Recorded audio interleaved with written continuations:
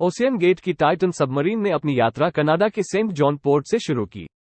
जिस स्थान पर इसे समुद्र में गोता लगाना था वो स्थान उत्तरी अटलांटिक महासागर में सेंट जॉन से 700 किलोमीटर दूर स्थित है, और इस समय टाइटैनिक का जहाज का मलबा भी ठंडे पानी के नीचे समुद्र की गहराइयों में मौजूद है।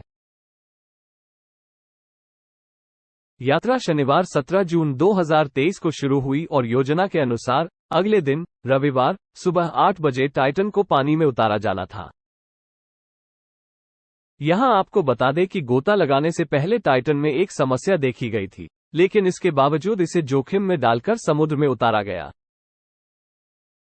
समस्या क्या थी और पता होते हुए भी यह खतरा क्यों उठाया गया?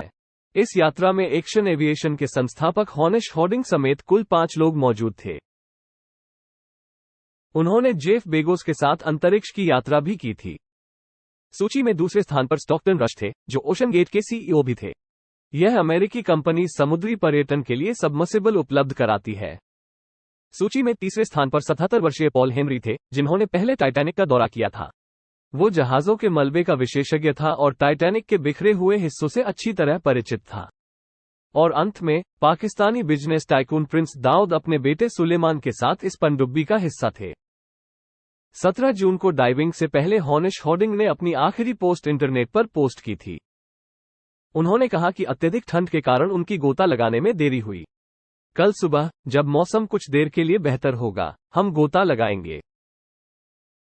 ये पांचों लोग अपनी जिज्ञासा पूरी करने के लिए मशहूर टाइटैनिक का मलबा देखने जा रहे थे। 1912 में गोताखोरी के बाद अगले कुछ वर्षों तक इसकी खोज की कोशिशें जारी रहीं, लेकिन अटलांटिक महासागर की कठिन परिस्थितियों के कारण ये काम इतना आसान नहीं था।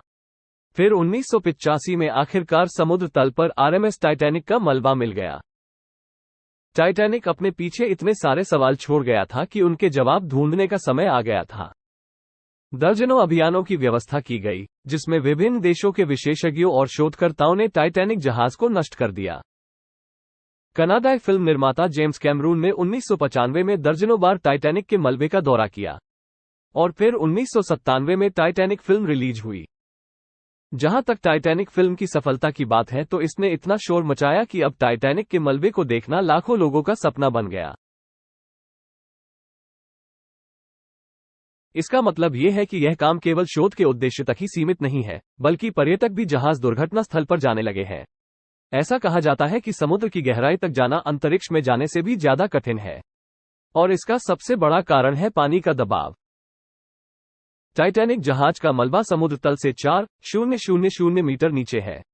अगर आप इस गहराई का अंदाजा लगाना चाहते हैं तो बुर्ज खलीफा को देखें और समझें कि समुद्र में डूबे टाइटैनिक जहाज की ऊंचाई बुर्ज खलीफा से करीब 5 गुना ज्यादा है। इस गहराई में पानी का दबाव 5,800 साई होता है। यह वही दबाव है कि एक पूरे हाथी को पूरे मानव शरीर पर नहीं, बल्कि केवल 1 वर्ग इंच पर खड़ा किया जाना चाहिए।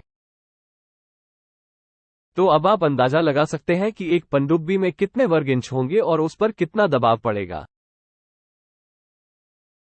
वैसे भी रविवार 18 जून 2023 को दोपहर 12 बजे पनडुब्बी यात्रा शुरू हुई।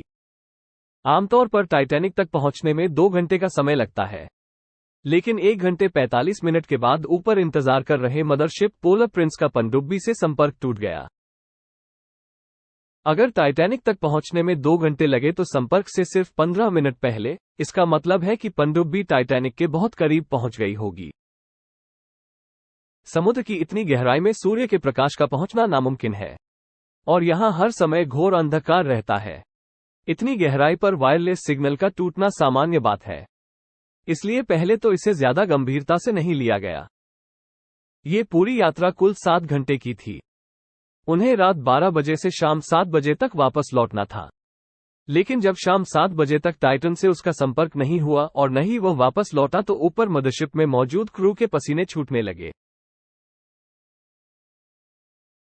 कनाडाई अनुसंधान पोत पोलर प्रिंस ने टाइटन की खोज शुरू की। 9.40 पर उन्होंने मदद के लिए अमेरिकी तटरक्षक से संपर्क किया। अगले दिन सोमवार को अमेरिकी और कनाडाई जहाजों और विमानों ने पूरे क्षेत्र में उचित तलाशी अभियान शुरू किया।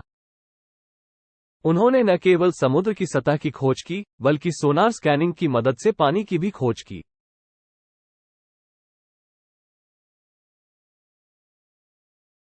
क्षेत्र में वाणिज्यिक जहाजों को भी अपनी आंखें खुली रखने का आदेश दिया गया था। अगले 2 दिनों तक खोज जारी रही, लेकिन टाइटन का कोई पता नहीं चल सका।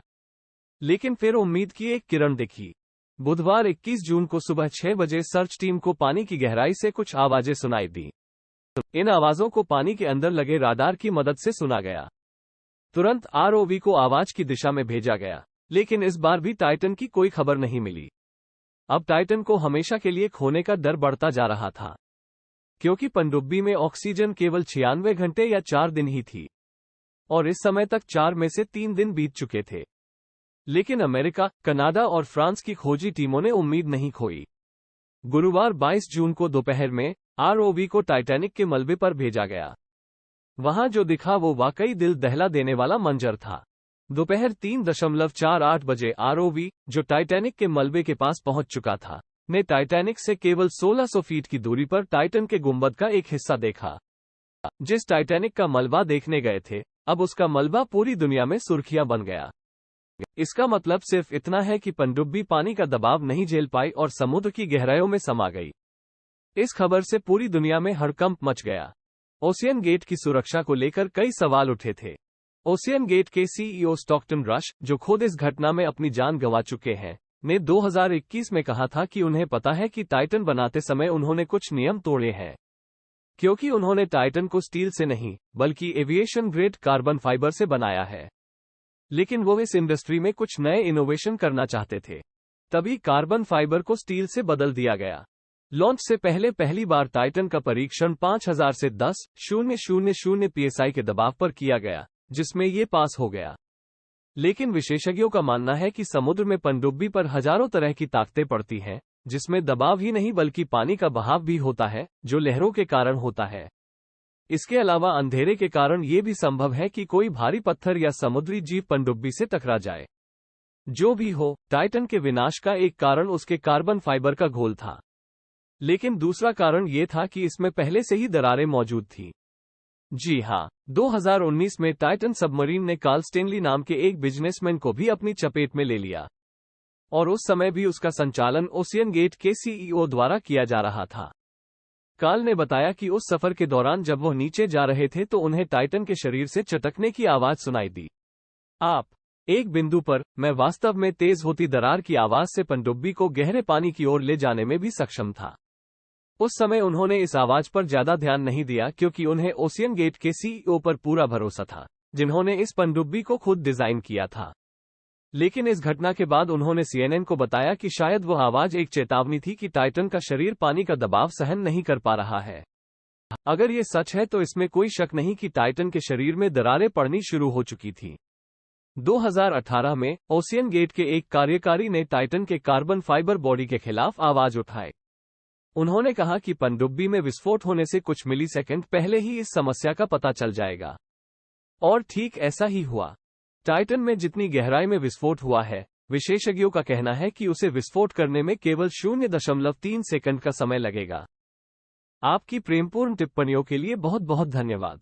अगले बेहतरीन वीडियो में मिलते हैं।